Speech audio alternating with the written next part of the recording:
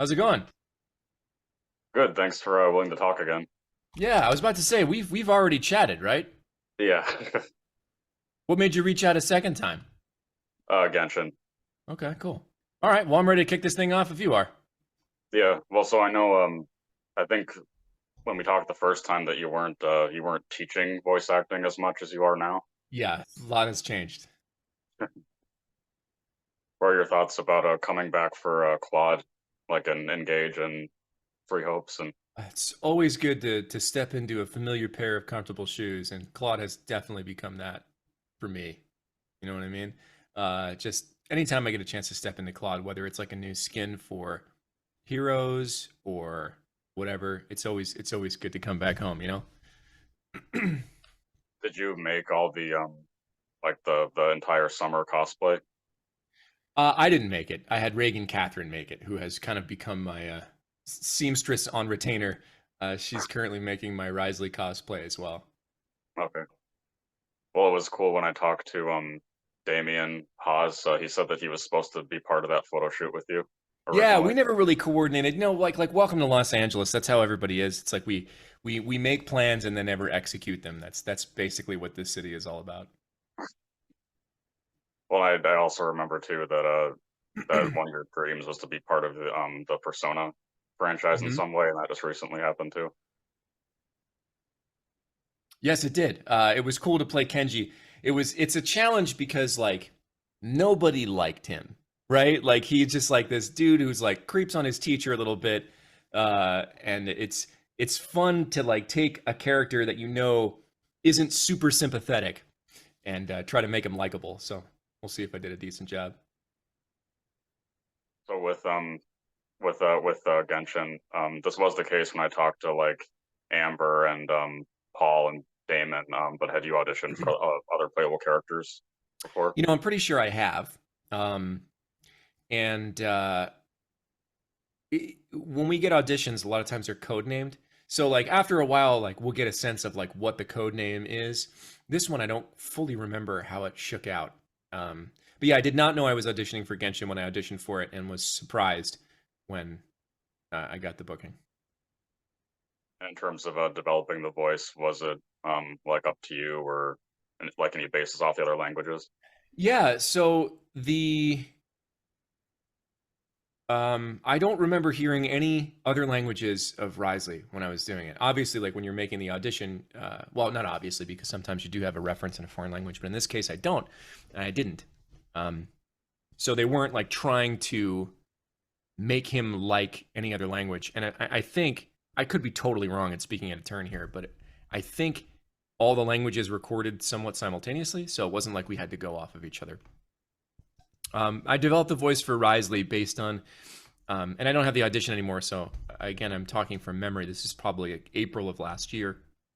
Um, Based on a rank in the U.S. military called a warrant officer, who was sort of this like in between an enlisted and an officer, and they tend to be like grumpy but efficient and not huge on rules. Um, and it just kind of seemed from like the audition materials I got for him that that was his vibe, and that's kind of like what I channeled some of the old grumpy warrant officers um, for that audition, and then he kind of changed a little bit as we got into it. When the session started, I noticed that he was speaking pretty formally, for like an ex-criminal kind of thing, and we just kind of found our rhythm as we went. Yeah, it does sound like it's like very close to your natural voice. Yeah, it's really close. It sinks down like Risley's always down here, right? I never really like raise my voice. It's always just really resonating in the chest. As opposed to Claude, who's very much in like your mid range. But it was fun to kind of have something in a lower range. I don't work there a lot because my voice tends to be pretty bright. Was it easy for you to relate to him?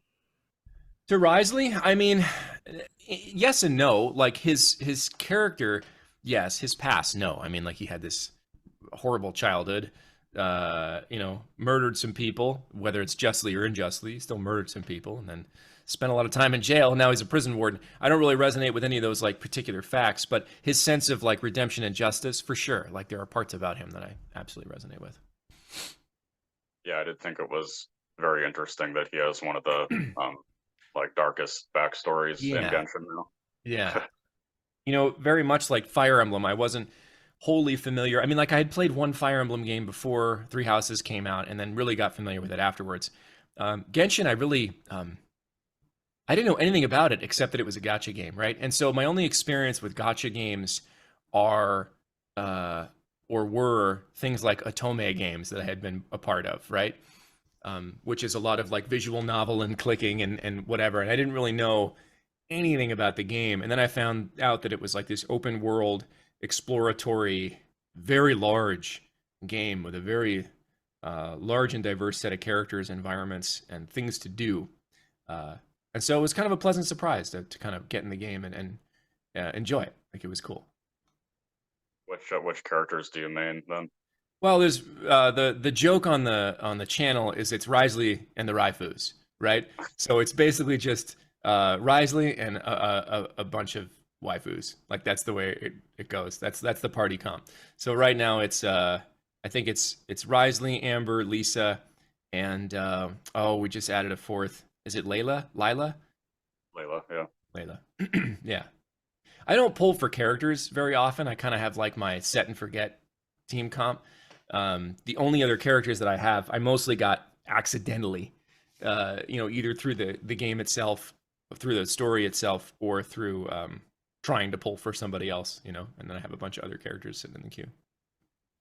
Did you have do you have a default thing that you do to get into Wriosthesley's headspace for recording?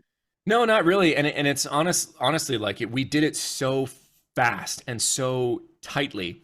Like we really only recorded for maybe a month. And there was quite a lot of like, we did maybe 35 hours of recording in a month, which is pretty aggressive. Like the schedules and my schedule just like didn't align. So we were really trying to cram a lot in.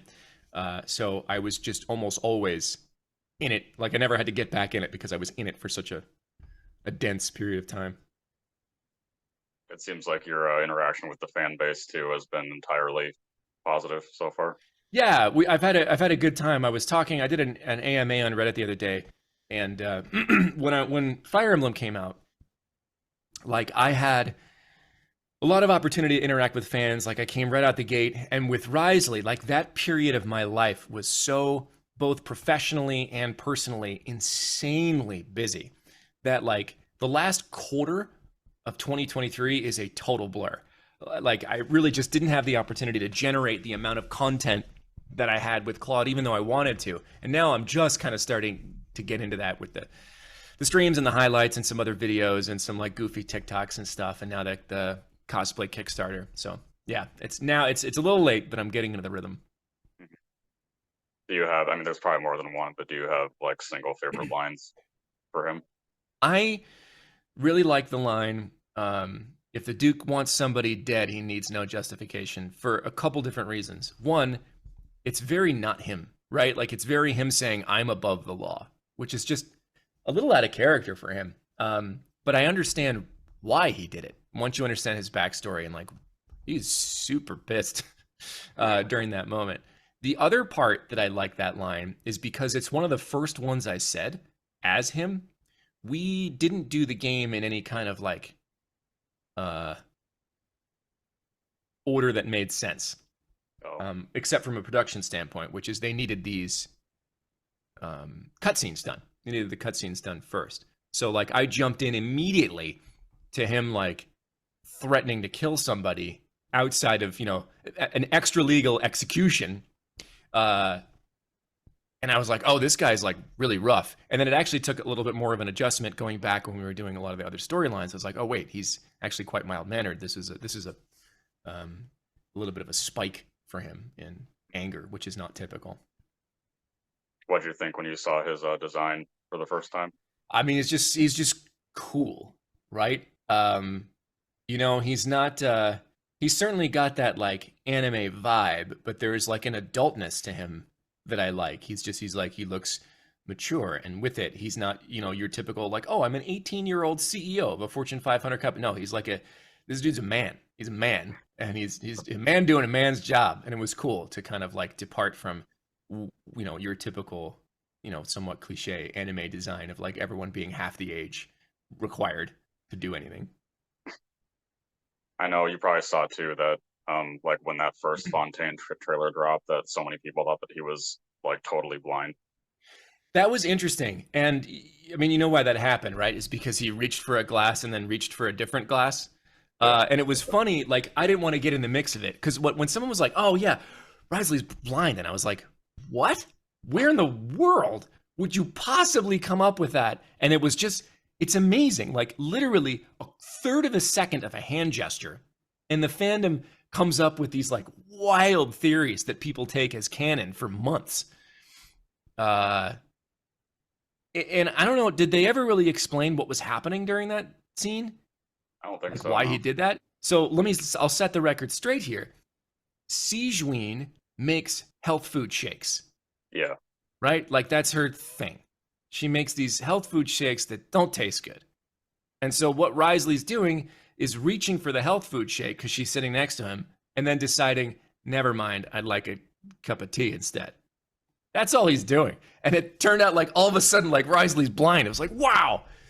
That was a huge leap of logic to make, but hey, that's what art is, right?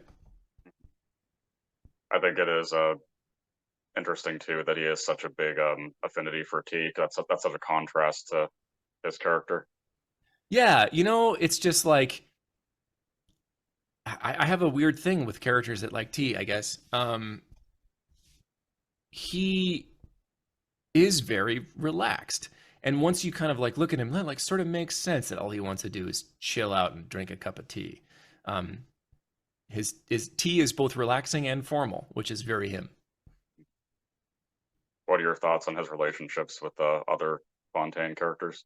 So it's difficult for me to kind of like pinpoint them because although I had good context when I was doing it, this was a year ago. We did all of it at once, and I haven't gotten to this part in the story when I'm playing yet. I enjoy his somewhat cat and mouse relationship with Neuvillette. I say cat and mouse because it's like Risley kind of knows what Neuvillette's all about and doesn't let on, you know, uh, and that's fun. Sijuin's him and they're funny together, and him getting upset at Cloran for his doors, a highlight. It is really cool that since obviously there aren't that many other characters in the game that just use their fists for Yeah, fighting. yeah. It was pretty fun and pretty unique to have like a cryo puncher. Not a lot of brawlers in the game. I don't know a lot of the characters, but yeah. Is there something that you would hope to see for his character? Um, I can't think of anything off the top of my head. I'm always interested in like what kind of skins are going to come out for, different characters. I don't know. Does he have any alt skins yet? Not yet. Not yet, but I'm sure they're coming. Who knows what they'll be, but I bet they'll be cool looking. It is fun that like I know that you noticed the like risque fan art for him right away. Yeah, I mean, look, we're talking about Genshin. We're talking about like anime at large, right? Like that community. Like it is what it is, and as long as everybody is respectful and focuses on like like consent and not harming anybody, who cares? Go have fun. Like who cares? Like you're not hurting anybody. Just don't DM lewds to people that don't ask for them. That's all. Yeah. What inspired the Kickstarter project that you have going on? Actually, it was a video, not a video. Well, I guess it was a video. I did it with Erica Harlicker Stone a couple years ago. She did a cosplay music video as Venti, and a lot of people don't know. It was super funny. A lot of people don't know that the music behind her, every single note that's being played is me, like all of it. I did all the drums, the guitar, the flute, saxophone, mandolin. There's like 32 tracks of music behind there that I did everything, and we had a great time. I really enjoyed collaborating with her on that, and I was like, well, let's do it again. But instead of doing a cover song, that was Soldier Poet King by the Oh Hellos, I wanted to write my own.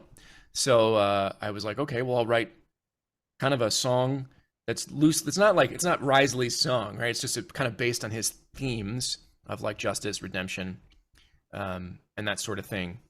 And it hasn't been written yet. I was obviously waiting for the Kickstarter to close, but since we're like 24 hours out now, and we're funded, like it's going to happen. So just kind of getting my inspiration in order.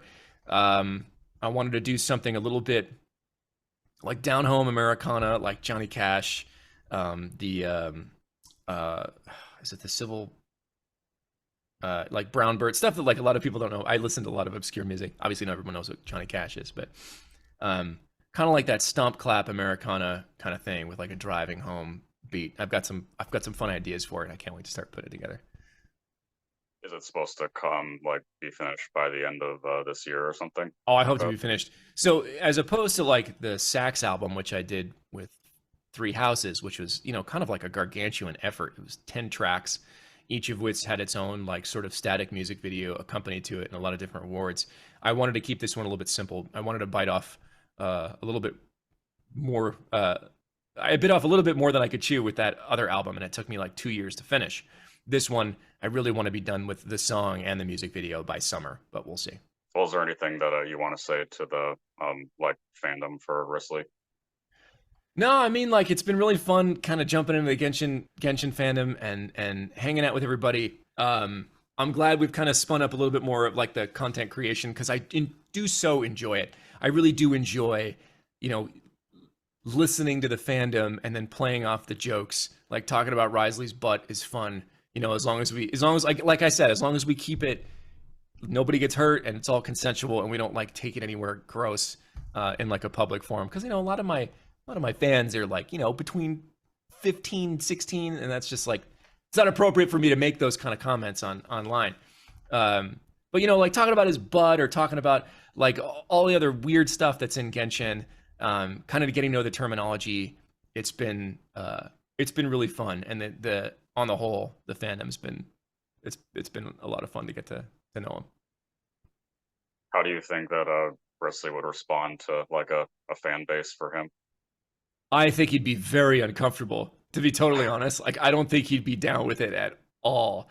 I think he'd be really uncomfortable with it, which is funny because, like, you know, he postures himself as like, you know, you can call me the Duke and everybody around here respects me. And he's like, he's comfortable with respect and authority.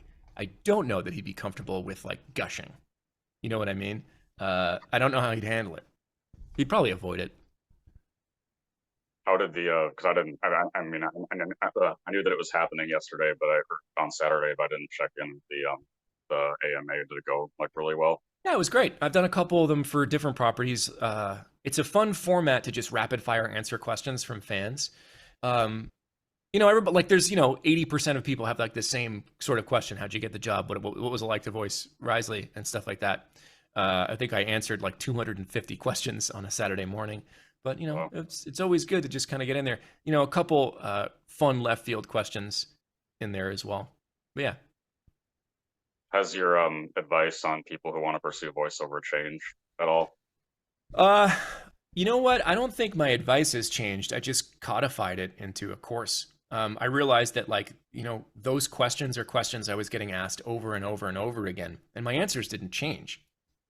And the educational landscape for voice acting in general was mostly limited to private coaching and workshops, both of which are prohibitively expensive for anyone who wants to like dabble or just figure it out, and don't cover a lot of things that are important to be successful, like building a solid, stable base and career with a diverse client set, finding your own work, when you should get an agent, if you should get an agent, how to build a home studio.